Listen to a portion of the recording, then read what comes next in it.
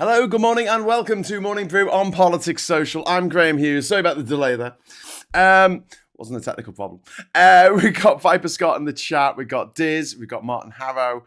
We have got Miss Paula Thomas. We've got Richard and Saz. Hello, hello, hello. If you'd like to join us in the chat, all you need to do is hit the subscribe button and wait for approximately 60 seconds, and you'll be able to join in with the chat. So getting on with today's show here on Morning Brew on Politics Social. We're going to be talking, first of all, about this patriotic curriculum. A patriotic curriculum that Nigel Farage wants. He wants the most patriotic curriculum to have ever existed. This is bullshit, again, as everything that Farage does. Obviously, it's just a publicity stunt for the refuck party. But let's talk about how this all got started. So, compulsory patriotism lessons are something that I guess they've always had in America. They've always got up in the morning, and whereas in the UK you might have a school assembly and sing all things bright and beautiful or something. In America, they have to swear allegiance to the flag, allegiance to their country every day, which is something that was only invented in the 1950s as a bulwark against the scourge of communism coming over from, ironically enough, Russia. It was. It's something that we've seen time and time again in authoritarian regimes. Obviously, the Nazis did this with the Hitler Youth. Also, we have the North Koreans clearly are well into their sort of patriotic curriculum. And Nigel Farage now wants to bring this patriotic curriculum to the UK. Compulsory patriotism lessons were introduced in Russia in September 2022. 7 months into the full-scale invasion of Ukraine, Russian schools began mandatory Monday sessions titled "Conversations about What is Important," which is a bit like, you go in the green fields in Glastonbury and you see a tent that says, "This is the free speech tent," and you think, yeah, fundamentalist Christians. These lessons centre on glorification of Russian history, and by glorification, I mean basically getting the Tipex out and just changing everything, just writing things, just crossing things out, Tipexing them out, writing another word over the top. This glorification of Russian history is the bastardization of Russian history, framing the West as hostile and deceitful. Okay, hostile, deceitful. So I seem to remember it was the Russians in the 1990s that signed an agreement. Was it the Budapest Memorandum, was it? Where they said that they would protect and respect Ukraine's territory in return for Ukraine giving up all of its fucking weapons. I remember that. Does anyone else remember that? I remember that. Fun times. They praise, but we're the ones who are hostile and deceitful. But they praised. That's not to say that the West hasn't done some horrible things in the past, but also they praised the sacrifice, sacrifice for the motherland. They were teaching kids that it is sweet and glorious to die for one's country. Yeah, and they reinforced the loyalty to none other than dear leader Vladimir Putin, the kingpin of the gangster state that is Russia. I mean, I say gangster state. That makes it sound cool, but it's not. It's like a shit gangster state. Do you know what I mean? It's like a gangster state that's run by your racist uncle who doesn't know how to fucking do anything. But yes, before we go on, I should note that I'm gonna put a super chat goal up, because it's my birthday on Saturday. Just saying, it's my birthday on Saturday. That doesn't mean you have to give me. Oh, look, someone's giving me a super chat already. Look at that speed of that. Dart 4x4. Thank you very much for the £5 super chat. Here he goes again. More negative waves. Have faith, little faith, baby. Have a little faith. Here he goes again. More negative waves. I'm not being negative. I'm just telling you what's happening. I'm quite chipper, actually, when it comes down to it. Compared with, I think there's degrees, isn't there? There's people who go, we're marooned and doomed. They think we're all going to die and the sky's falling and everything on one end. And the other end, there's like the people who are all like, this is it, Trump's biggest disaster ever. Trump dies on his way up the stairs. And you're like, did he really die though? And then you look it up and it just turns up It turns out he just stumbled a little bit. So yeah, the state-directed patriotism does not rely on spontaneous national pride. It's about standardizing identity and about going against what we in Britain embrace as our national identity, which contains dissent, contains pluralism, evidently, but also humor is a huge part of this. And one of the things I will say about all the right-wing motherfuckers who have ever fucked, right, mothers, right, they are all miserable bastards. No, they're just so fucking glum all the time, because they're fucking serious. Blah, blah, blah. Do you know what I mean? They hate seeing people have a laugh. That's why all the comedians are generally are generally left-wing. The right-wing comedians are shit. They're just not funny. They're like, did you hear about that bloke with a disability? Okay, all right, mate. But yeah, state-managed patriotism eliminates a sort of ambiguity, and it reframes criticism of the people in charge as a betrayal of the nation.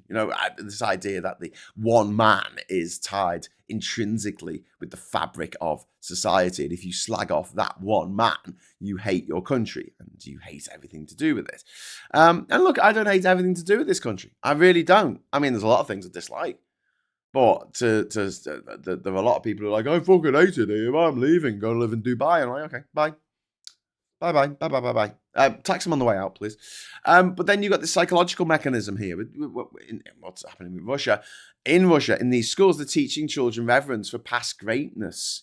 This is something that it's not exclusive to Russia. We do this in the UK as well. I still remember a couple of years ago when my elder stepdaughter brought home her history homework, and she had to do a list of things that were bad about Britain, basically, colonizing India for 400 years, and things that were good about it. And I'm like, there was nothing good. Yeah, but what about the railways? It had the first few to start you off, railways. And I'm like, yeah, Japan has railways. We never colonized Japan. Didn't do that. Didn't happen. Anyway, but yeah, so there's a level that we in the UK skirt on this matter, which fucks me off anyway, because as a history graduate, I'm just like, will you stop fucking with history? Like, these things happened, it's fine. No one's gonna have a fight with you about it. No, and this idea that we can't possibly invest in countries in the Commonwealth because we had this historic tie with them, and if we do invest in them, then that's reparations, isn't it? That's admitting we were wrong. Okay, fine. I don't mind. It's great. Yeah, we fucked up. We fucked up, and now we're going to help as best we can. How can we help? And instead of do this whole, we'll just drop some charity on you, and it's like, oh, I didn't want that there. How about we just instead invest massively in these countries? Just say what you want. What you want. We want money. Always want money. Well, what do you want it for? Okay, we want to do this. Okay. Well, I'll tell you what. You start building that. We'll pay for it. Get it all ready, and then we'll chip in. It makes so much more sense. Anyway, but yeah. So humility. This idea of you've got to sort of you're a cog in the machine of the state, and it is quite a. I mean, I can see why. In Russia, this has happened without too much of a fight back, because I think people have always felt like that, a cog in the machine of the state. Anyone who's alive now in Russia, whether you remember the days of communist USSR or whether you were born after the wall came down, doesn't matter, or the Soviet Union collapsed. This idea that you are a cog in the machine for the state is one thing, but what they've been trying to push through with everything that's been going on with this Putin creep is this idea that they, you're actually a cog in the machine of Putin's machinations. And, national destiny becomes tied in with the ruler's authority. We've seen this in North Korea. We've seen this in Russia. We've seen this in the US. Why am I telling you about this? Because Farage wants to bring this over here, okay? This is the future that Nigel Farage wants. Reform UK is positioning itself as a government in waiting, which is hysterical. Because like they're on about 25% polling nationwide. I mean, that's it. And the 50% of the population fucking hate them. Like 50% of the population will be motivated to vote against refuck. Okay, so chill. I don't think they are a government in waiting unless something catastrophic happens between them and the Tories, which is all of the 116 Tories that are left in Parliament defect to refuck, which I don't think is going to happen. But yeah, they were historically a single issue, anti-EU, anti-immigration vehicle, and they've now expanded into education, social policy, and cultural identity. Because obviously they need to have more than one policy, just like, oh, we hate you, can't be your entire manifesto. So Suella Braverman was appointed as education spokesman at this event they had a week ago, where they said, "Oh, is our shadow cabinet?" He's like, which is as daffy as the Lib Dems announcing their shadow cabinet, or the Greens or the SNP. Or Plaid, announcing their shadow cabinet. Like, I don't think you're actually going to ever be a cabinet. So what are you talking about? The shadow cabinet are the official opposition, which at the moment is the Tories. And what Suella Braverman wants to do, she wants to be the Education Secretary and the Equalities Minister, but she wants to get rid of the Equalities Act. She wants to pull us out of the European Convention on Human Rights, which protects a lot of equality. But also she wants to introduce a history syllabus that fosters a love of our great country. That's what she wants. This is a woman from Uganda. Well, she's from the Indian subcontinent historically, but her family moved to Uganda and then had to leave because of Idi Amin, almost like they were refugees. And she's come here now, and she's telling people in this country what our country should be. And in a certain way, I think, well, you're born here, you live here, that's fine with me. Or even if you weren't born here, but you moved here at a very young age, that's fine with me. If you moved here a bit older, fine with me. You can take this. You can take part in the national identity of this country if you want to regard yourself as British because you've lived here for a few years. Fine. I honestly dress up, put a bowler hat on and put an umbrella under your arm and I don't know, just sit. Put your face into someone's armpit on the London Underground. Fine. If you want to call yourself British, you want to call yourself English, that's fine with me. But don't fucking tell me what constitutes our history. Okay? It's a thing together, right? All of us, right? Don't start revising it. Just don't.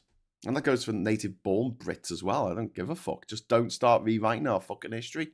If you want to study history and you want to make some big revelations about how actually the slaves really enjoyed being enslaved and how all these countries around the world really enjoyed having colonial overlords who would whip them or chop their hands off if they did the wrong thing or looked at them funny. Fine. I'll tell you what. Study. Go to university. Get a BA. Get an MA. Get a fucking PhD. Right? Get 7 PhDs in the subject and change the field from within. Okay? Don't come from outside. Right? Whether that's outside country or an outside academic pursuit or in politics. Turn up and say, no, we're not going to teach that history anymore because it's full of hurty words that make me feel sad. It's full of hurty words that make you feel sad. Well, what? Yeah, because the British did bad things in the past, and I feel bad about that. By extension, I'm like, well, fuck off. That's what happened. It's what happened. It's not your fault that it happened, but it happened, and we have to fucking acknowledge that.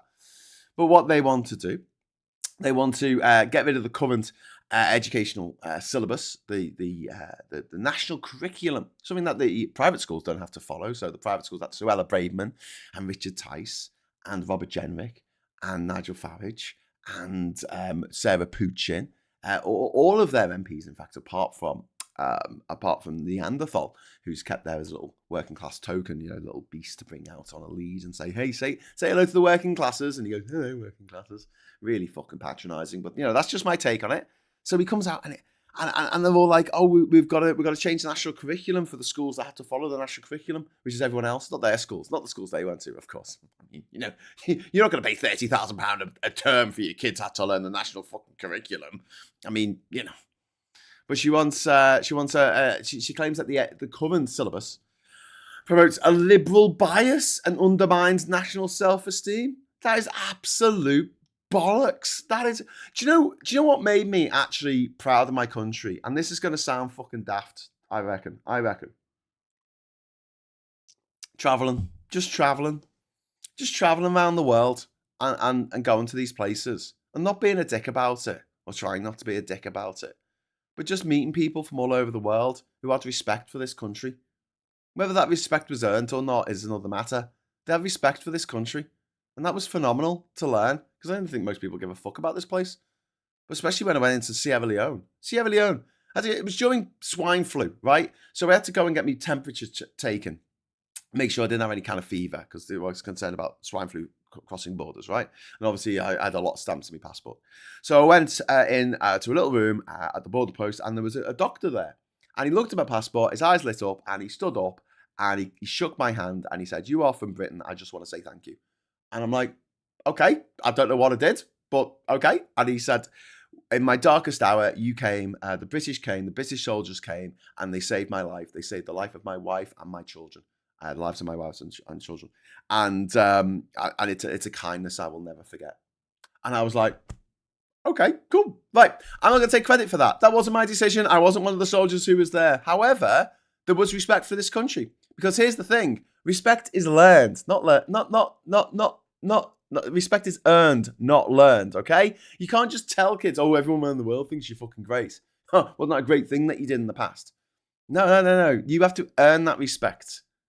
And you do that by being a country that looks out for people, that helps the people all over the country, not just helps themselves to people all over the world, not just helps themselves to the oil revenues or the mineral deposits, but actually helps the people down on the ground, and they appreciate it.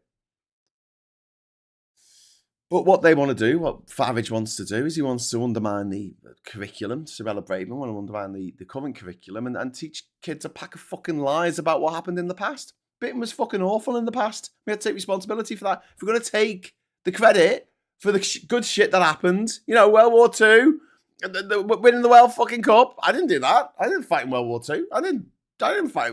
I didn't fight in the World Cup.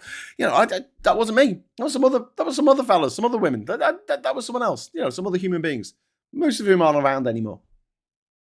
But if I'm going to take credit for the good shit that Britain did in Sierra Leone, for instance, I've got to take sort of that damnation, if you like, or at least the least I can do is know about it. Okay, the very least I can do is know about it. And I'll go back to the fact that when I was doing Three Blokes in the Pub, went over to Northern Ireland, and I sat down with one of the guys from Queen's University in Belfast. And he was one of the people who helped write the Good Friday Agreement. And we were talking about the impact of the leaving the EU would have on the Good Friday Agreement, right? And that was the moment that I learned, this is the guy who's got a GCSE, an A-level, and a degree in history. That was the point in which I learned that the Irish population, the population of the island of Ireland, has still not recovered from the potato famine in the 1840s. Or the Great Famine. I don't know why they call it the potato famine. It's not the potatoes' fault. It's the Britishers' fault, because there was a famine, and there was a bad yield of crops, and the British took the good stuff and left the Irish people with nothing. The population still hasn't recovered after all these years, 120 years, still not recovered. How did it take that long for me to find that out? Well, because it was just never mentioned. I mean, there is a lot of history to learn about the fucking world and about shit that Britain did in the past. But my point is, like, if you want to take credit for the good shit here, you also have to go, okay, we did the bad stuff. And you know where the bad stuff happened, right? We need to do something now to, not to say, it was all my fault, because it wasn't. But we should help out, because that's the right thing to do. We need to make up for past mistakes. Go to the British Museum. See how many things are fucking nicked from around the world. The Benin bronzes, the Rosetta Stone, the Parthenon marbles. It's absolutely ridiculous that the Parthenon marbles aren't in Athens. Don't get me fucking started on that. It's absolutely ridiculous. If you go to the Parthenon Museum in Athens, they have these reproductions of the Elgin marbles, or what we call the Parthenon marbles. They have reproductions of them, right? Which look fine. I wouldn't know. Why can't they have the reproductions in the British Museum and the originals in Greece where they belong? How about, and their multi-million euro Parthenon museum, which is a phenomenal building, a phenomenal achievement. Why is the copy of the Rosetta Stone in Cairo in the museum, and in the British Museum we've got the original? You look at the copy and you're like, I don't fucking know. You can't touch it. It's behind fucking glass. It could be made of polystyrene for all I fucking know. In the British Museum, I'm not an expert, but it's something that Pranay pointed out the other day when we were talking about this. He's like, if you think about, they say, oh, but it's free. It's free to go and see it in the UK. It's free. I'm like, if you are an Indian scholar and you are studying Sanskrit, you're studying the religious texts of Hinduism, which has been a religion that's been around in some form or other for nearly 20,000 years. You've got to understand how old Hinduism is. It's fucking mind-blowing, right? And these legends, these texts, these Sanskrit texts, right? They're all in the fucking British Museum. So if you're an Indian scholar studying the history of your country, it's not free.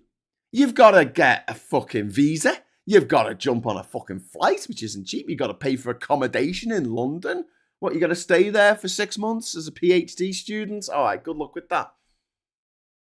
And they studying these texts in the British Museum? No, take them back. Make a copy, take them back.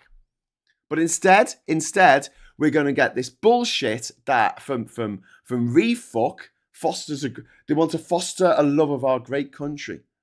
You know, honestly, when I got back from my travels, it was the summer of it just been the summer of 2012, right?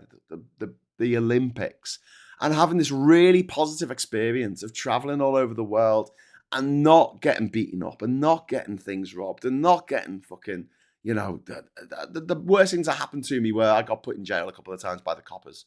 I don't hold any mal intention towards the police force of Congo or Cape Verde. You know, these are developing countries, whatever. You know, I fucked up. I got to take some responsibility for that. I didn't break the law, but I fucked up. But at the same time, I'm like, the vast majority of my experiences were positive. Just meeting people from all over the world who were just lovely, just wanted to help you out. Whether it was a taxi driver who took me back to his house in Uzbekistan so he could feed me some spaghetti bolognese with his family, or whether it was the bus driver in Angola who bought me a fucking chicken wing. Do you know what I mean? Like, just all these things were just absolutely incredible. The Fijian family I spent Christmas with, we spent the whole morning, with the earth oven, with these heated rocks to heat up the food. We were grinding the insides of coconuts between our legs, because that's what you did, to make the coconut milk. We were doing all this traditional Polynesian festival stuff. And then in the afternoon, we watched Pixar movies with the kids. It was fucking amazing. It was like, wow, this is Christmas in Polynesia. This is fantastic. I couldn't hope for a better experience. I was there. I stayed with 2 different tribes in Papua New Guinea. I was the only Westerner there. And everyone just looked after me. Everyone was happy to see me. I'm walking through in the middle of the village on the dirt floor and on the dirt track. And people are just smiling at me and waving and just dead cheerful. And I'm there. And everyone, you go to Australia and you go, yeah, well, I was in Papua New Guinea. I just stayed with a couple of tribes, when I was there. And they're like, you did what? Well, how are you still alive? And I'm like, well, most people aren't out to get you. It's just as simple as that. But my story's not going to be taught in these fucking Suella schools. No, she doesn't want to teach that.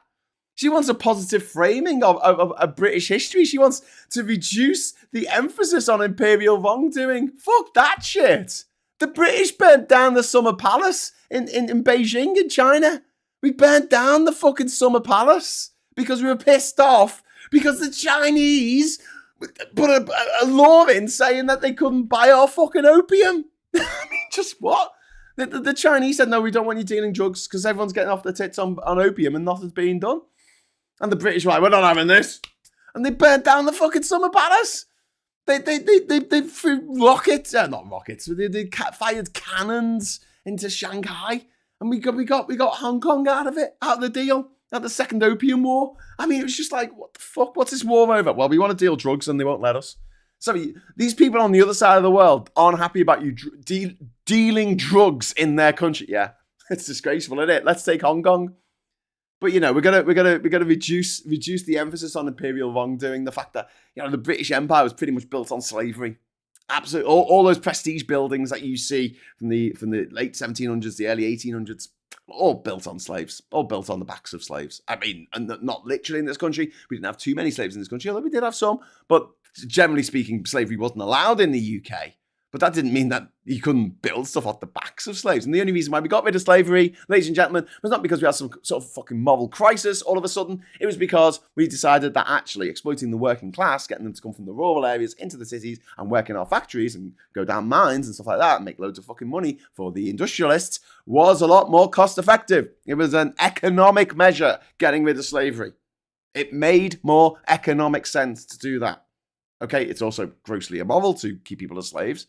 But that didn't stop them for a very, very, very long time. A very long time. More slaves were transported from Africa, from the west coast of Africa, over to the Caribbean than were taken to America. So when you think of slaves and you think, oh yeah, the plantations in America, yeah, more, in just terms of absolute numbers, were taken to the Caribbean by the British, for the British, to work on our sugar plantations, make us some rum and some molasses. And so, they want to reduce the emphasis on imperial wrongdoing, and they want. Zia Yusuf has said that Christianity he described it as core to the history and the DNA of the country. And I'm like, I'm sorry, I've got to call bullshit on this, right? Because before we were Christians, the Vikings turned up. They weren't Christian at the time. I know they converted later, but at the time they weren't Christian. Before that, we had the pagans. They weren't Christian. Absolutely, we're not Christians. Before that, we had, we had the Romans turn up, and pagans were here. Yeah, they were certainly not Christian. They brought their gods. They brought their religious texts and their religious beliefs. And here's Yusuf saying that Christianity is core to the DNA. Well, I mean, it is. It's part of our DNA. I absolutely will not disagree with that one little bit. And obviously, a lot of the things that happened throughout history has happened because of the state religion for a very long time has been Christianity. But it's been a different flavor of Christianity until the break with the church because the king wanted to marry his fucking six-fingered mistress in the 1530s. Then was it the 1530s we broke with the dissolution of the monasteries? Bloody hell, that was a raid, wasn't it? I think if they worked out that actually Henry VIII got about he got like the equivalent of what would be like £1 trillion out of these monasteries. He just sacked all these monasteries, took everything they had. Fucking crazy times. Because, we changed the flavour of Christianity from Catholicism, with the Pope in charge, to Protestantism, with the King of England in charge. Just kind of crazy. Just kind of crazy. Slavery still exists in the UK. Cats have them, says Sphere Lance. Yes, that's very true. But Miss Paula Thomas says, Braveman is classic I'm all right, Jack. Yes, she went to private school. So did Zia Yusuf. Zia Yusuf went to the fucking Hampton School in southwest London. I mean, this guy has never been he's never been short of a few pennies. Put it that way. But neither of them have gone to a normal state school. It's really important to emphasize this. Neither of them went to a normal state school, and yet they want to interfere in what is being taught in state schools.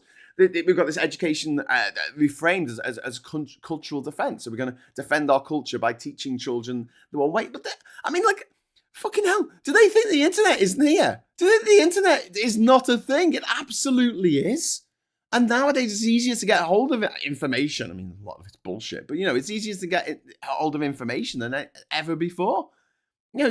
How can you become allow a classroom to become a site of identity control when the realities of history and things. It's available on Wikipedia for anyone to read.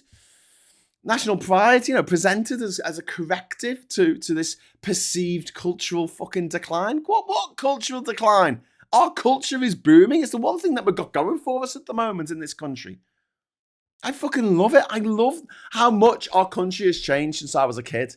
I love the fact that if I want something to eat, I can go out and there's just so many fucking options. Even here in Durham, but being able to go out and there's a few more options than just Indian cuisine and Chinese cuisine and an Italian restaurant. That was it. Those are the three things when I was growing up.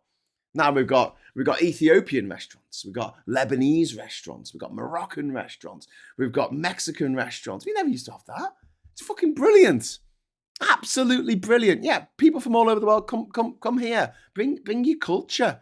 Bring your life and your stories, your legends. Bring your dance. Bring your music. Bring your food. It's great. And then people go, I'd love to travel around the world. I'm like, well, fucking just go down the road in bloody London and go visit some fucking shops. Find out what it's like to live another life in another place. It's fucking brilliant. It's all come here now. It's fantastic. I love it. Question mark sanity. Month's essential book, Failed State by Sam Friedman. Thank you very much for that. I will have to check that out, I think. This internal identity policing in schools, it mirrors our external border policing, that Farage and his twat mates want to bring in. There's a really good article today in the Guardian Guardian website, and it goes through the rhetoric of talking about immigration, whether it's been positive or negative in the House of Commons and debates in the House of Commons. And in the last couple of years, it's gone off a fucking cliff. It was positive, fairly positive, and then it just goes, even from Labour, who should be, by all rights, more kind of progressive about this kind of thing. They're supposed to be a progressive party, despite people going, no, they've always been socially conservative. They were the ones who legalized homosexuality in the 1960s. They brought in the right for women to have abortions in the 1960s. That seems pretty fucking socially progressive to me, but who am I to opine on such matters? And yet, this sort of monocultural nostalgia being used as a political organizing principle. And we've got this flexibility on policy contradictions, this rigidity on loyalty to the leader. We had this press conference, this show last week on stage, and Farage is introducing his shadow cabinet. He was asked 27 questions and he answered all of them himself. Ms. Paula Thomas, thank you very much for the £5 super chat. British Christianity brought us the benefit of the clergy, by which the clergy and later anyone could read got away with murder. Yeah. Absolutely. Abso-fucking-lutely. Now, I've got to say as well, this is mad. They're picking up Hughes from Russia, which it doesn't come as too much of a shock for any of us refuck watchers. I mean, the leader, Nigel Farage, privately educated, of course, described Vladimir Putin as the world leader he admired the most. He also he was also a regular commentator on RT. Remember, he grew that moustache and everything before its UK broadcasting license was revoked by Ofcom. RT, Russia Today, was a state-owned propaganda outfit from the Russian state. It's been replaced now by Gammon Box News, which is the new RT. Which all it does is pump out propaganda. Doesn't do news, just does propaganda. And when it's challenged for pumping out propaganda, it says, well, we're an entertainment channel. Yeah, but it says GB News in the title of your that's what the channel name is. It's GB News. You can change it to GB Bollocks if you like, and then we'll let you live. But otherwise, no, it has to go. It has to absolutely go. Labour need to give Ofcom some fucking proper teeth and tell them, no, that's it. How can they pull the broadcasting license from RT but not from Gammon Box News? Arguably more dangerous to the fabric of our state. Martin Harrow, thank you very much for the £2 super chat. Sit down, Diz, before your legs go weak. Oh, we're gonna get confetti cannon soon. I hope. We never know. But yes, he later rebranded Putin as a monster, didn't he, Nigel Farage? He said he's a monster, to go along with public opinion at the time. And this political realignment, it's always not sat with me. Like, he has been part of a movement, Farage has, for years, for decades, that has aimed to weaken EU cohesion, weaken NATO, weaken liberal democratic norms, much to the pleasure, the joy of Vladimir Putin. Like, who else is he doing this for? Nathan Gill, the leader of Refuck in Wales, he went in front, when he was an MEP, he went in front of the European Parliament and he spouted Kremlin talking points for money, for backhanders, for the cash. He wanted the cash. 10 grand he got for that. 10 grand to sell his fucking soul, to sell out his fucking country, to sell out his fucking continent. And then these same motherfuckers are telling us what patriotism is. We're going to have it taught in schools. We're going to make everyone feel great about the past. No, fuck that shit. And do you know what? Like, all things being equal, I'd quite like it if someone would point out around here that working down the mine was a bit fucking shit. Ooh, we've got loads of super chats coming in. Oh, beautiful, beautiful, beautiful. Thank you very much for Richard there for the £2 super chat. We've also got Viper Scott, Confetti Time for Diz, and Sarah Davis for Diz and Thinking of Mike. Oh, that's really kind of you, Diz. That is very, very kind of you. Sarah, and thank you, Diz, as well for encouraging the confetti. I'm going to fire off the confetti cannon now.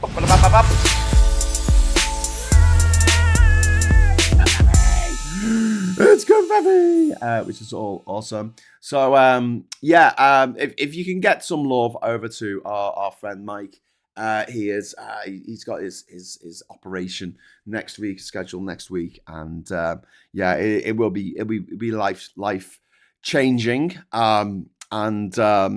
Just loads of love and support going out to our friend Mike Dix, who is just an absolute fucking legend. He's a very sexy man as well. He's very sexy. He's got a great voice, hasn't he? He's one of them. You're kind of a bit jealous. He's got a really great voice, so he'd be good for radio, but he's also got a good face, so he'd be good for TV as well. Whereas, Steve Lamacq, God love him, he's got a good voice, but anyway, sorry, I don't know why I had to go with Steve Lamacq, but quite like Steve Lamacq. He's a top bloke. For real. The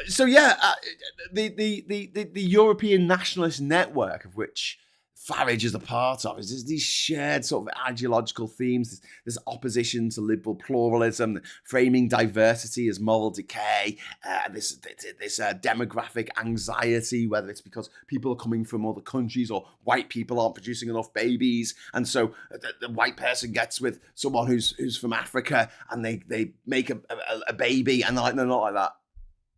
And you're like, but it's a baby. You said you wanted babies. Here's a baby. No, not like that. And then you've got the this sort of rhetoric encouraging indigenous birth rates, and it's just like, what is this? Is this the 1930s? Is this the Nazis all over again with the eugenics bullshit? And the parties frequently associated with this bloc include France's Rassemblement National. We've got Hungary's Fidesz party. We've got Spain's Vox party. We've got the AfD in Germany and others. But they claim that true patriotism is equated with cultural homogeneity and Christian heritage primacy and this restrictive immigration, a strong executive authority, loyalty to the leader is patriotism to these people. And ideological inconsistency, it will only be tolerated if hierarchy is preserved. But here's the thing. Britain of this era of like what people think in the 1950s when everyone was white and it was the Ladybird fucking colouring book fucking history. It never happened. It was never the case. Even in the 50s, we had people coming over on the Windrush to the UK. But even before that, we had people from all over the empire, as it was, coming to the UK. In fact, until 1973, if you were born in Guyana, in South America, you could come here and get a British passport. If you're born in Hong Kong before 1997, you can get a fucking British passport. And that was the way it was. People travelled around. I said this the other day about Othello. Written 400 years ago, they didn't have to have a prologue to explain what a black person was. They had to explain what a Moor was. It was just a given. It was like having to explain what a woman is in a play. You didn't have to. It was self-evident. Or what a king was. Oh, wait, what's this Macbeth? He wants to be this thing called a king. What's a king? I don't know. It's 400 years ago.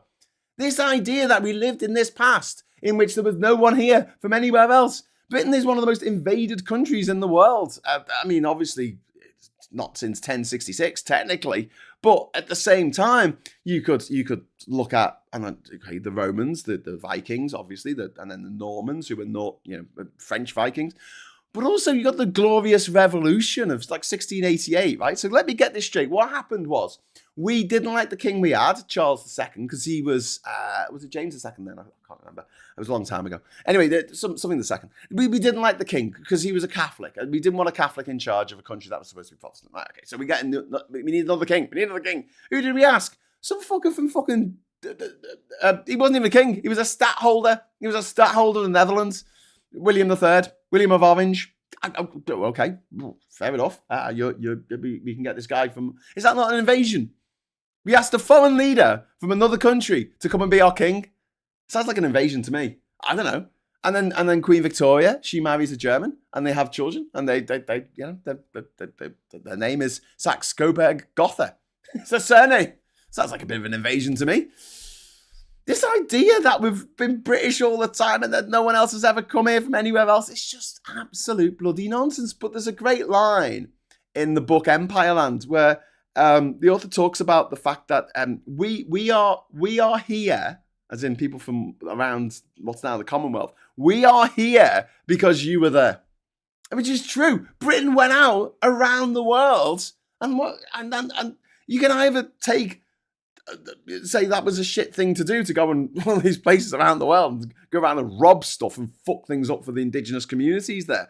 And you, quite rightly, you can say that was a bit shit, but it happened.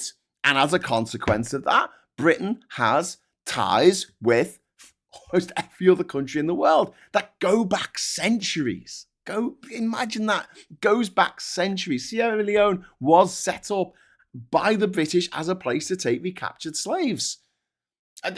The idea that we just this pure nation of no immigrant, like no one came here from anywhere else, is just absolute bullshit. It was never the case. And we live on an island. Here you go. We live on an island. It's something to tell the fuckers. We live on an island that has not been able to produce enough food to feed the people that live on the number of people that live, the number of hungry mouths on this island.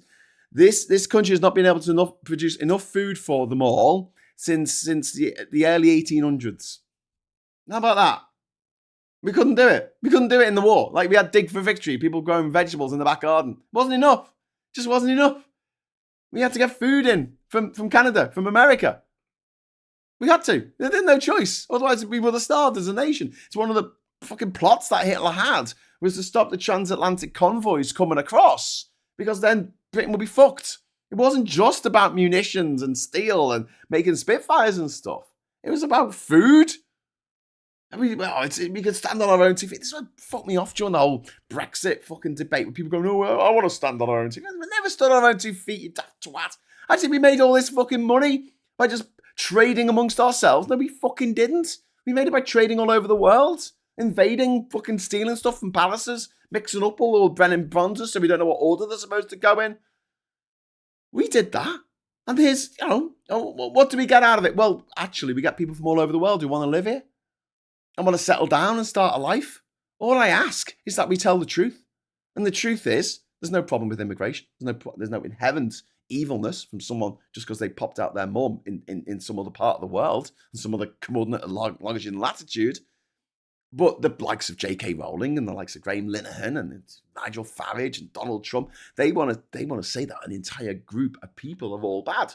Trump did this yesterday in the State of the Union address, where he had another pop at Somalians again, as if Somalians are all evil people.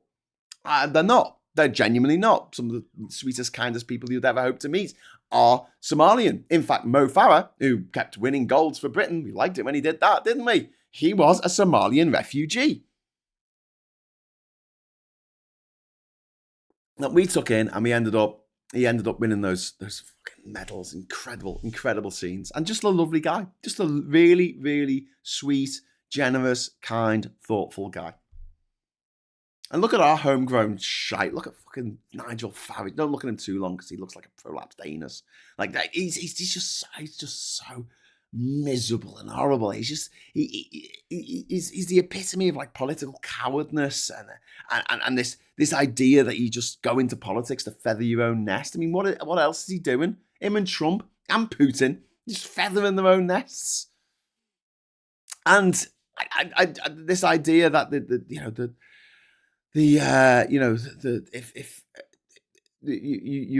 only way to get people to respect their country in which they live is to lie to them, to rip parts out of the syllabus, to pretend we never did anything bad in the past. We only did good things. I was responding to someone talking about the Lord of the Flies, because there's been a new adaptation which is on the BBC, which is quite good actually. But they were talking about the fact that there were some kids. Oh God, I'm gonna say the wrong country here, but I've forgotten where they were from. I'm gonna just have to look. I think it was the Philippines. Real Lord of the Flies happened. I think it's the Philippines. I'm not sure. I wouldn't bet my house on it. Six Boys. Real Lord of the Flies. Oh my God. When a group of schoolboys were marooned on an island in 1965, turned out very differently. This is something. Oh my God, what is even happening here? Can you tell us? What country? Oh my God, why did I have to read the entire article to find out? Little tribe, but sometimes to type it correctly. Sunday showing for Tongan castaway. They're from Tonga. The story concerns 6 boys who have been found 3 weeks earlier on the rocky islet, south of Tonga. The boys have been rescued by an Australian sea captain after being marooned on the island of Atta for more than a year. Okay, so these boys was I thought they went from the Philippines. They were from Tonga. Okay, so this happened in 1965. Okay, and they were marooned on this island for a year. And what happens was very, very different from what happens in Lord of the Flies. They all work together to help each other out. And they didn't beat each other up. They didn't kill Piggy. They didn't, and they made a pact to never quarrel. And that's it. There was a story more recently where mates share a 50-year bond where they're all still friends now after spending this 1 year with no adults, children, 6 boys on an island. They went out on a fishing trip. They were caught by a storm and they ended up on this island, and they were left there to their own devices, fending for themselves for 1 year. What was the difference? What was the difference between these kids from Tonga and these kids in the book of Lord of the Flies by William Golding? Well, I'll tell you what the difference is. The kids in Lord of the Flies are all private school kids. Did you know that? Yep, they are. They're all from a posh British public school. And that's why they behave like fucking barbarians. Because that's all they fucking know. And there's a line in it that always sticks with me. It's like, one of the lads says, oh no, I think it's Jack says, we're British and the British are best at everything. We'll get it. We'll sort this. We'll be all right because we're British and the British are best at everything. That attitude is what Nigel Farage and Suella Braverman and Zia Youssef want to give. A gift that they want to give to every kid growing up in their future dream of Britain, nightmare of Britain. And the fact that you've got Brexit, you've got Nathan Gill, and it's been a fucking disaster. Brexit's been a disaster. Nathan Gill clearly shilling for the Russian state, a 10-year sentence for corruption, for fucking corruption with a country from the northern wastes of Asia that is invading us, that is invading Europe. And the strategic principle of teaching kids bullshit over in Russia is obviously to keep blame everything on the EU, blame everything on Europe, so kids grow up this idea that the people in Europe are bad, in the same way that kids are growing up now thinking that immigrants are bad. Because that's all they talk about. That's not all the adults are talking about at the moment. They're coming over here with they throw the passports in the water, they throw the passports in the water. Meanwhile, in Russia, another story I want to talk about today is, I don't know if I've got time to get through all this, but I want to talk about sanctions circumvention through British overseas territory. So there's a little bit of a through line there about talking about Russia and how Russia's like fucking up everything for everyone. But there's been identified $8 billion worth of Russian-linked trade that has been routed through UK-linked jurisdictions since February 2022. This covers 29,000 transactions in the British Virgin Islands, Bermuda, Cayman Islands, and the Rock of Gibraltar. Over 95% of the trade flowed through those 4 territories of Britain: BVIs, Bermuda, Cayman Islands, Gibraltar. The nature of the transactions involved more than 150 luxury yachts, dozens of aircraft, oil drilling equipment, coal linked to pro-Russian Ukrainian figures, and aircraft associated with Ramzan Kadyrov. There's also been yacht transfers in 2022, 65 yacht transfers just in 2022 alone. We've had 97 yacht transfers in 2023. Just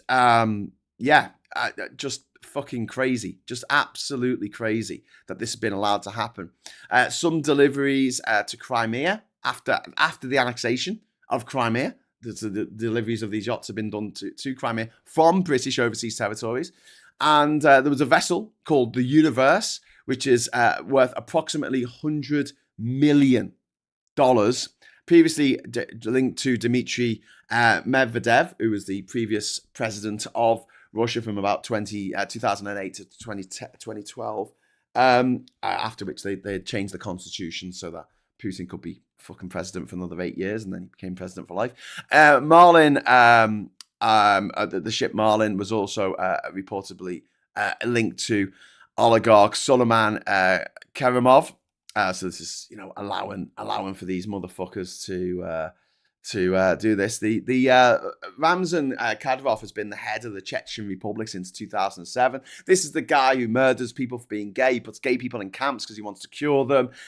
He was installed by the Kremlin after backing the Second Chechen War for Moscow.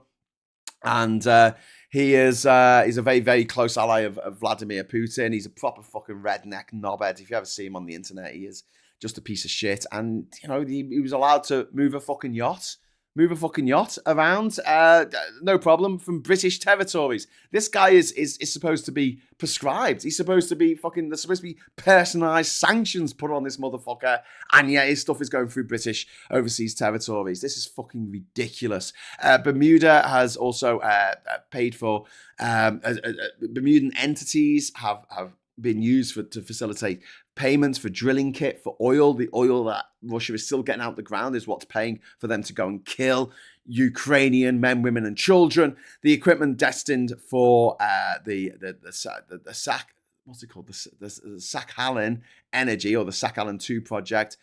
Shell exited this project in 2022 in the wake of the full invasion of Ukraine 4 years and 1 day ago. And majority ownership of this shifted to Gazprom, which is owned by the fucking Kremlin. Yeah, they've got away from that whole communism thing about the state owning everything by getting the state to own everything. Member for 10 months, Saz, happy being part of this lovely community. Oh, thanks very much, Saz, and thank you to everyone in the community for making everyone feel very welcome here. That's very kind of you. You're all awesome. Welcome. You're and thank you. Everyone watching this, you are the best. You're the bestest in the worldest. And Witchy Goth there, just popping in to say hello. Hello, Witchy Goth. Hello. Hello. How you doing? I hope you're having an okay day, at least. And I hope you're having a good day. You know, that would be great. All things considered these days. And another thing. But yeah, the fact that these offshore jurisdictions are providing this this muddying of the waters is fucking disgraceful.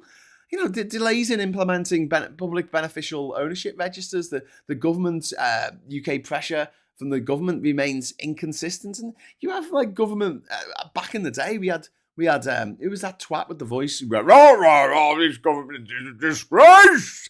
Geoffrey Cox, QC, and now a Casey, I suppose. But he was working for in the BVIs to tell countries. It wasn't even the BVIs, was it? Where was he working? It was Antigua and Barbuda, was it? Basically counselling against the privately educated, of course. Advice, Caribbean country of how to avoid British regulations and British tax. He was working in a tax haven. Yeah, it was the British Virgin Islands. It was the British Virgin Islands.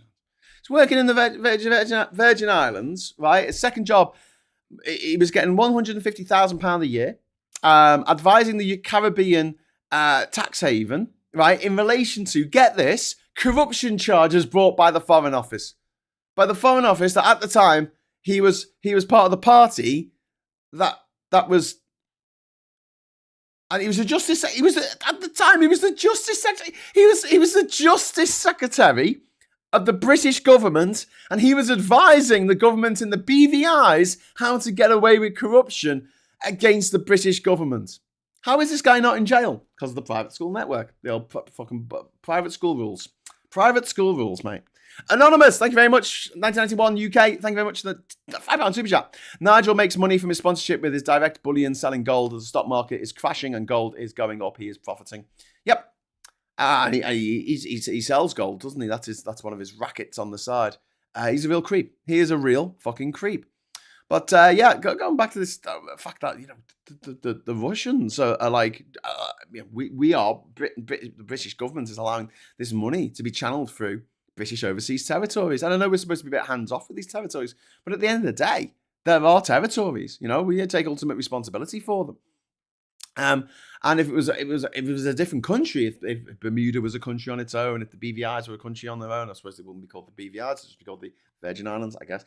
Or if the Cayman Islands were just the Cayman Islands, we'd be putting pressure on them to not do trade with fucking Russia, wouldn't we? Wouldn't we? We'd be saying, hey, don't do that, or we'll put sanctions on you. Look at what America's doing to India at the moment. They're saying, right, we're going to put tariffs on you because you're buying this oil. You're buying this oil. We don't like you buying this oil. Don't buy this oil from Russia. But we're doing it ourselves. And no one's talking about it because no one knows what the Cayman Islands are. No one knows where Bermuda is. They've heard of the Bermuda Triangle. I'm glad I didn't have to go to Bermuda. I've got to say, like, of all the countries, that would have been an absolute fucking ball ache to get to. I mean, you've got the countries in the Pacific which are thousands of miles away from each other, like Kiribati and Marshall Islands and Tuvalu and Nauru and Vanuatu and stuff. But I mean, at least the islands in the Caribbean are fairly close to each other. You know, you can see the lights from the next island over the horizon because the world is round. Bermuda's in the middle of fucking buttfuck nowhere. There's nothing near Bermuda. It's not got any neighbouring islands at all. It's just volcanic bit of nonsense in the middle of the ocean. I don't mean it. I don't mean it like it's not a wonderful place. I'm sure that it absolutely is. But I was glad that it was a British overseas territory. So on my journey to every country in the world, I didn't have to actually bloody visit it. While I'm away next week, I'm going to my island next week, and I'm going to try and write the sequel to this. I'm going to try and write Top of the World while I am there. I'm going to also try to entertain you. I'm going to be doing loads of live streams from the island. I'm going to be live streaming like a mofo, so please join me for that as I wander around the island causing trouble. And you can join me. I'll talk about stuff while I'm doing it. And you can in the evening, once everyone's in bed, I'm going to go down to the boat dock. I'm going to put a line in the fucking water. I'm going to put some music on the fucking stereo, and I'm going to sit down on my hammock and write on my laptop the second year of my travels to every country in the world. But yeah, I didn't go to Bermuda. But yes, Cayman Islands have said that they have frozen 9.7 billion in Russian assets, which is good. And the BVIs have said 400 million has been frozen, but they're arguing that no evidence of direct sanction breaches with reported transactions.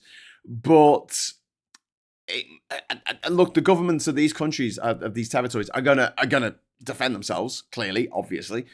But here's the thing: like, this is the architecture. This is the Russians taking advantage of the financial secrecy architecture that has been built around these tax havens for years to allow the mega rich to get around paying for tax. And it's not just the mega rich people, it's also companies. So at the moment, Facebook is facing fines of like just an insane number of billions of dollars from the IRS in America because they set up in like 2010, 2011, they set up in Ireland, one part of their company, and another part they set up in, guess where? The fucking Cayman Islands, in a way to get around paying their fair share of tax to the IRS. And the IRS, if they win this case, it's going to be insane because so many companies, including the company that allowed me to stream every day to you, Google, they do this same thing. And Starbucks and McDonald's and KFC and Popeyes and you name the American company, there's a good chance that they have tried to find some workaround so they don't have to pay tax on their profits. They pretend they haven't made any profits in certain areas. They offshore their profits somewhere else. They say, no, actually, we made all the money in the Cayman Islands, and the business rates there are very, very, very low. So this could be a case to watch. But if we in the West, if we British, American, Swiss bankers, whatever, hadn't got together and created a system that was full of all this secrecy, it wouldn't allow the Russian oligarchs to take fucking advantage of them. Of all this secrecy. And we would have thought when the Panama Papers came out, they don't like it being called that in Panama because it's not really their fault necessarily. It was just, Mossack Fonseca was set up in Mossack Fonseca was set up in Panama City, but the money was being channeled through, guess where? The Cayman Islands, the BVIs, Bermuda. And it should have been cleared up then. It should have been cleared up at that point. We should have said, no, we've got to stop this. We've got to stop this flow of money from sanctioned regimes around the world, and as a way of these big companies and these fucking billionaires getting away with paying no tax. Why should a grandmother who is working at the age of 76 years old full time because she can't afford to retire? Why is she getting taxed, right, at whatever rate, 30% or whatever? Why is she getting taxed more as a percentage of her income than a fucking billionaire? It probably uses more fucking resources. I mean, they've got a heavier car to start with. SG, thank you very much for the £5 super chat. Love it when you allow us to visit along with you on your island. Feels like a holiday, says SG. Oh, cool. Well, I'm looking forward to. I'm not looking forward to being away from Cat and the girls for a month. That's going to really, really suck. I do have to do this though. I want to get the island into a position where we can either do it up as a nice little eco-resort for, writing retreats, art retreats, yoga retreats even, if that's what you want to do. Have you ever done sweat yoga? Where you put the heat on really high and you do yoga in the heat. Yeah, you don't need to turn the heat on the island. It's just that fucking hot anyway. So you can sweat your box off if you want. Yeah, and you don't need a dedicated sweat box to do that. But in order to do that, in order to do anything commercial with the island, I need to have what they call title of the island. Basically, the government's issued title for the island, and in order to get that, it is a multi-year process that I'm going through. One of the things was that I had to get Ukrainian residency. I don't know why I would want that at the moment, but that'd be nice. Panamanian residency now. There's a bunch of stuff that I've got to do with my lawyer down in Panama City, and also making the island so it's not going under fucking water, because that water's coming up again and again. Like we're gonna have to keep on building defenses higher and higher. The good thing is that, like that island that tries to eat him in the book of Life of Pi, Ginger Island is a living island in that it is surrounded by mangroves. There's a forest of mangroves out the back, and those mangroves drop their leaves, and those leaves create soil. So it should always be kind of self-sustaining to a certain degree, because the roots of the mangroves can't go too far down into through the water. So there's a certain depth of water, and the mangroves are pretty good at maintaining that themselves. It's why the worst thing you can do if you want to stop coastal erosion, if you want to stop flooding, is to take away the fucking mangrove trees, because they really, really, really help with the situation with flooding, because they create a natural barrier that builds itself up every year by dropping leaves, by collecting silt together between its roots. It's a very clever system. It's worked for millions of years, and humans go, "Oh, I don't like these mangroves. I'll shut them all. I'll chop them all down." And I'm like, "You're mad. You're absolutely mad." Also, the fact that it's completely surrounded by mangroves gives you a lot of privacy that you wouldn't necessarily have on an island that just had a beach at the front. Just saying. You can get up to anything. You get up to anything. No one will know. Although there are insects that bite, so you wouldn't want to get too frisky with it, I don't think. Anyway, so going back to the story though about this money being channeled through British overseas territory, British sovereignty being entangled with jurisdictions that are enabling capital flows from Kremlin elites, the Russian oligarchs, and it's helping fund the war. It's helping fund the Russian invasion of Ukraine, where they are coming over from Russia, and sometimes from North Korea, sometimes from North Africa, to come and kill people in Europe, kill civilians in Europe, take out critical life systems in Ukraine. They've already done damage to the Zaporizhia nuclear power plant. They've fucked the dam there. They've fucked the protective shield around the Chernobyl nuclear power plant, which is going to cost, that shield costs billions to make. It's going to cost billions to fucking fix now. And just talking about Ukraine. I mean, we're 4 years on. We're 4 years on now. It's gone from this mad fucking tank warfare, which just failed incredibly badly for the Russians, to this drone warfare. Now, 60 to 70% of casualties now are attributed to drones. Ukrainians, they've got the long Neptune modified missiles. They've got the domestic missiles such as the Flamingo. They've done these strikes on the Russian refineries. They've got sea drones, which are, they push the Black Sea Fleet. This is a huge success from Ukraine that not many people are talking about. But there's not too many ships in Sebastopol anymore, right? Because they've been kicked out. They've been kicked out by the Ukrainians, and so they've moved to Novorossiysk, which is on the it's on the east coast of the Black Sea. So the Black Sea is kind of like a bit of a rectangle. It's no longer on the Crimean Peninsula, which is on the north side. It's on the east coast now, which is the west coast of that part of Russia. It's a bit confusing, isn't it? It's to the east of the sea. Okay, let's put it that way. Far away. They've had to move the ships away.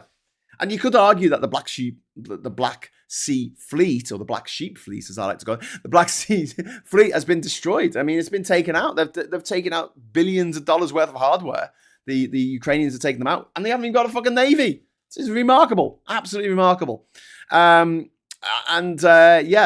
Russians are trying to fight back, but I mean, since February 2024. Russia has gained approximately 0.5% of additional territory to what they had, which as a percentage of the entirety of Ukraine, it's less than 1%. It's less than half of 1%.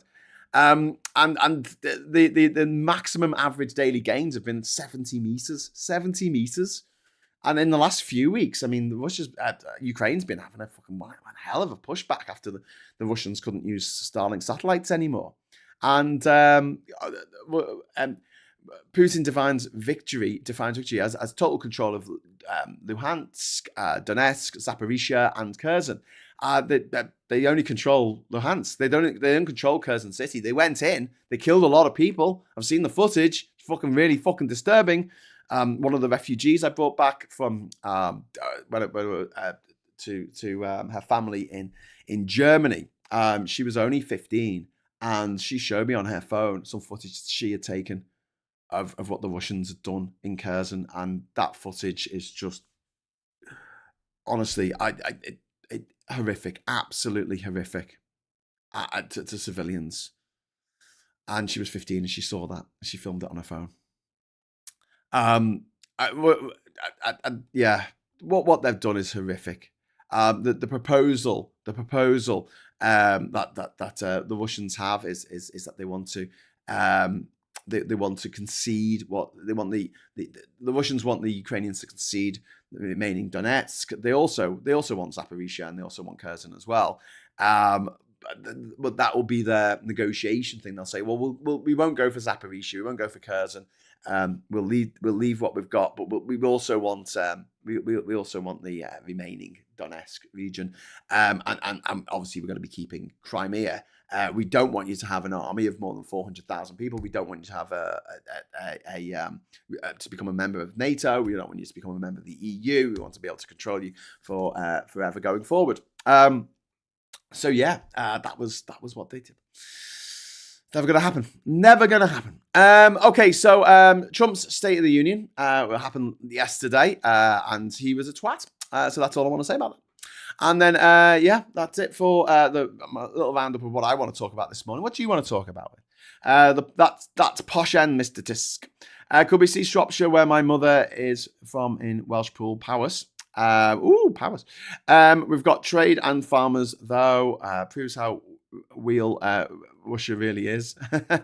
Plus, mangroves make excellent nurseries for animals. Yes, they do. Absolutely phenomenal. I mean, mangroves also an incredible natural carbon sink. I know carbon sinks are bullshit, right? They just are. You know, carbon capture technology, it's bullshit. It's not a real thing. It's an imaginary thing.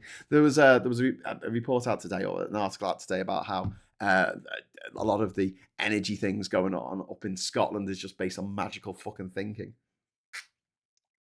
Again, you know me. If you want to get into an argument with me, talk about hydrogen, talk about carbon capture, talk about your green fucking, your carbon footprint, fuck off.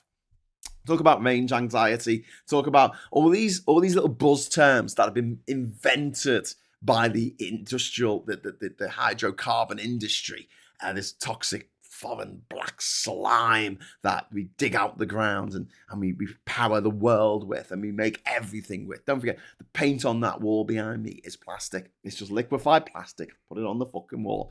We eat out of plastic. We fucking have plastic in our fucking foods. We've got plastic in our bodies, plastic in our fucking rivers, plastic in our fucking brains. It's all oil. The roads. Go outside. The road is tarmac. That comes from fucking oil. You're driving your car. It's burning oil. All the plastic trim inside your car. That's all fucking oil. You look up. You see a big fucking billboard, and it's it's plastic coated fucking paper. A bit of more plastic. Can we get some more plastic in here, please? It's just plastic everywhere. We live a plastic fucking life. We have all become in our own little ways, Barbie. Saz, thank you very much for the £2 super chat, Saz. I'll give you a thumbs up for that. Thank you. Thank you very much. Yes. One thing that I will mention before I go today, obviously we've got to do the papers. We will do the papers in a moment. But one of the things I do want to mention is the fact that it is the election tomorrow in Gorton and Denton, and the last poll I saw was 28% Green, 28% Labour, 27% Refuck. It is on a fucking knife edge. And honestly, if Refuck get in, I'm going to be having words at Labour and at the Greens. Especially if the Greens come in third, right? Labour, fucking up your game, man. Just stop being twats. Just stop annoying literally everyone. Yeah, I know that when you do things, when you change things, you are going to upset a certain subsect of society. You always will. You tax the wealthy, you're going to upset the wealthy. You build a railway, and people want the railway, but then the people whose homes it goes by will get upset because they're NIMBYs and they don't want the railway anywhere near them. If you build a new road to alleviate the traffic, you're going to annoy the people who are near the new road. You're not going to be able to do anything in life on a national scale or even on a local level that isn't going to upset some people. Like, for instance, in my area where I live in Durham, they put fucking flags on all of the lampposts. Now, there are some people who walk down the street, and that's like fucking that's like visual Viagra for them. They finally get that erection that's eluded them for the last 7 decades. But like, for me, I hate it. I absolutely hate it. You can't do something without, pissing some people off.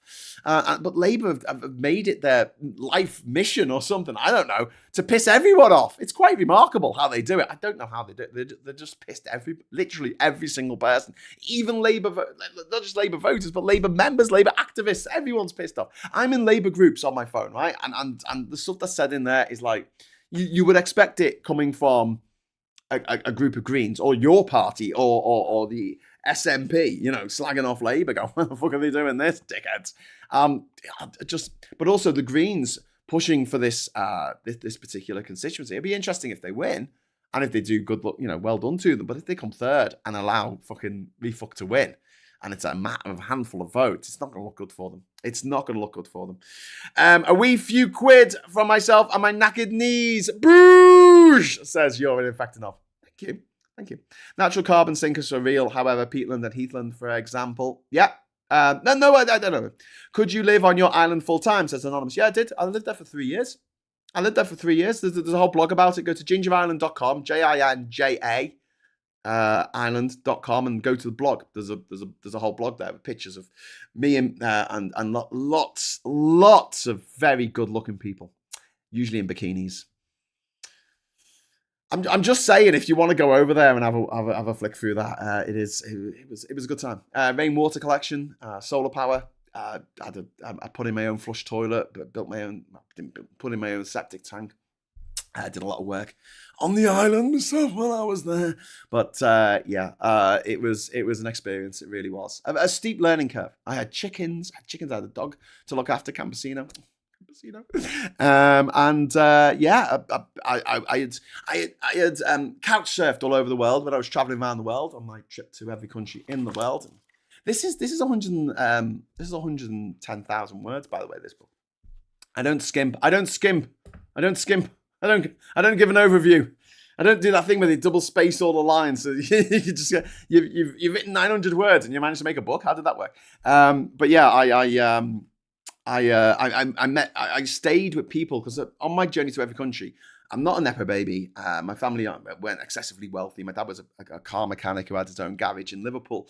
So I am very middle class, but I'm not like, fucking a trust fund kid. When I traveled not just on public transport. I ate street food as well, but also I stayed with local people using the couch surfing network, right? And so when I got my island, when I won the island in the game show, I threw the doors open to have people come and stay on my island. And one way or another, I had over 100 people come to stay at one time or another on the island. We had parties on the island and stuff like that, and it was really cool. It was just really, really cool. It was it was an excellent time in my life. But and I'm going to do this British thing here where I go, well, it wasn't perfect, but at the time I was single and I was on my own a lot of the time, and although that gave me a lot of time to contemplate, and I'm not someone who doesn't like my own company. It's just that I'm a social creature. Do you know what I mean? I like having people around, and it was great having these couch surfers come and stay from all over the world. We had people coming from Argentina, from Hong Kong, from Sweden, from all places. One of the person who came to stay on my island was actually the daughter of a quite a famous Tory MP. I'm not going to say who, but so that was interesting. So I've got a friend. I've got actually a quite good friend who's the daughter of an MP who I fucking hate. I won't say that to her, but it was a really cool experience. The only thing that I would change, if I could change just one little thing, is that I wouldn't be there on my own. I'd actually be living with a partner. And you're in fact, Dove gave £5 super chat there, and Martin put in £2 for Yuri and his weak knees. Okay, so Yuri, you've got yourself a Bruges, £2 there, a big bougie £2. I remember the juvenile raccoon from Graham's last trip. Lol. Oh yeah, the raccoon when I was in Panama City. Yeah, that was cool. Adorable little bugger he was. He was. So one episode of Morning Brew in writing, says Peter M. Yeah, pretty much. Yeah, I'm quite garrulous. To say the least. Listen, I'm going to just go to the papers quickly. I have to take my stepdaughter out. She's got to go meet her mates in a bit. So and I've also got to go to the tip. Fun stuff. Before PMQs, which is at 12 o'clock today. So please come back for PMQs this week. And I'm going to very, very, very quickly do the paper. I'm going to reset the goal for just one super chat. So we get one more. Oh no, Anonymous, you put it in too fast, but that's okay. Thank you very much. Will Lib Dems ever come to anything often overlooked? They are liked here in South Gloucester. Yeah, Anonymous, I don't know. I don't know. It seems mad, doesn't it, that the Greens are getting all this attention now because Zach Polinsky is such a good political operator. But they've only got like 5 MPs, right? Refuck get all this coverage. They're on bloody Question Time every other day, and they've only got 7 MPs, right? Meanwhile, the Lib Dems have got over 70 MPs, and they're hardly anywhere to be seen. Although I think Phil said in the last was it Phil? I think it was Phil last week. He said, watch the Lib Dems. They might be an interesting one to see what happens in the next election, in the next general election, because no one's looking at them. There you go. Got into bed with Tories. They did. But they're out of the bed now. It's okay. We can't keep banging on about the past. Otherwise, I would have a irrational hatred of everything green. Won't go into that right now, but yeah, I don't. It's all water under the bridge now. It's fine. Right, we've got 2 minutes to do all of the papers, so let's go. Mandelson, flight risk fiction led to my arrest. This is Mandelson saying he was going to go to the UK Virgin Islands, and why would I? I'd leave my partner behind. I'd leave my husband behind. I'd leave my dog behind. Why would I do that? And it's like, well, they can come with you, They could join you afterwards. But then again, this story doesn't make much sense at all because the UK Virgin Islands have got an extradition treaty with the UK. So if you're over there and you've committed a crime and we want to speak to you, but whatever. Apparently, Mandelson was blown up as a flight risk. Last confetti was missed, says Colin Baker. Oh yes, you're right. Actually, I didn't do the confetti, so we're going to do it again now for you, Colin Baker. Confetti! Woo! Yeah. Nice one, Cole. But also, we will have to. I'm going to start another goal now. We're gonna do the super chat. Sorry, the Martin Harrow. Martin, thank you very much for setting off the confetti for Yuri. Here we go. Yeah! Woo! 3 confettis in one morning. How amazing! How amazing is that? 4 seasons in one day. Right, so we've got the Times with that story about Mandelson being a flight risk. We've also got the woman who was on. She was pictured on the front cover of the Times. She's a Ukrainian woman who was she was in Kyiv, and she symbolized Ukraine's resistance when it was attacked, and now that's her now. We've got the Blitz courts and juryless trials to clear case backlog. I mean, it's got to be done. I hate this, but it's got to be done. And you're going to hate me for saying that, but it's got to be done. We've got to do something about this huge backlog. We've got Attack Families Grief. We've got this is about the younger brothers of Nottingham stabbing attack victim Grace O'Malley Kumar. And Barney Webber have revealed how they feel lost without them, which is really sad. We've got the Green hate tactics. Labour has accused the Greens of whipping up hatred amongst Muslims before tomorrow's by-election, after they called for Keir Starmer's party to be punished for Gaza. Again, I mean, you watch this channel, you know how complex everything that's going on in Gaza right now is, everything that's happened there is. And here's the thing, right? If you had the most Israeli government ever here, it wouldn't change a fucking thing for what they did. The Spanish government are quite anti-Israel, not the concept of Israel. I mean, what the Israeli government are doing to the people of Palestine, which is disgusting. Ireland, look at Ireland's constant protests in their parliament against what's happened in Israel. In Palestine, and it changes nothing. It changes nothing, and that's when I kind of worry about the whole sort of. I don't think people understand, and I don't want to sound patronising when I say this, but I don't think that people really understand what diplomacy is and how much more effective you can be with your diplomacy. So if you are a customer of a particular restaurant, right, and you want them to change something, right, as a regular customer of that restaurant, if you say, I want you to change this, they are way more likely for you to change that thing that they are doing or whatever, right? Than if you are outside the restaurant, you've never eaten there, you've always hated that restaurant, and at every chance you get, you throw a rock at the window and smash it. And you're like, change, change, change. And it's like, well, that's not the way humans react. If you tell someone facts, right, when they're wrong, most humans don't respond well to facts, especially if it challenges their worldview. They will respond very negatively. They won't say, "Oh, thanks for informing me what the real thing was there." They'll say, "Fuck off." And governments and our diplomacy and the body politics is just an extension of our own fucking psyches, our own fucking psychosis. And the relationship that we have with Israel, it can't be one where we pretend Israel doesn't exist, because it fucking does. And it can't be one where we tell Israel to just go to hell, because then arguably matters could get worse, because they've got no reason to try and keep us on board. And if we're going to do that, it needs to be a concerted effort across the board, like you saw in the 1980s with the anti-apartheid movement around the world, when countries from around the world got together and said apartheid is wrong. Even the conservative government under Margaret Thatcher conceded, after a lot of rewriting of the fucking text, that apartheid was wrong. And that's what it will take. That's what it will take. But I'd love Britain to be in a position where they can just tell another country what to do when that other country's being a twat. But we can't do it to Russia. I guess we're kind of unofficially at war with Russia. Has that changed their fucking war aims? No, it hasn't.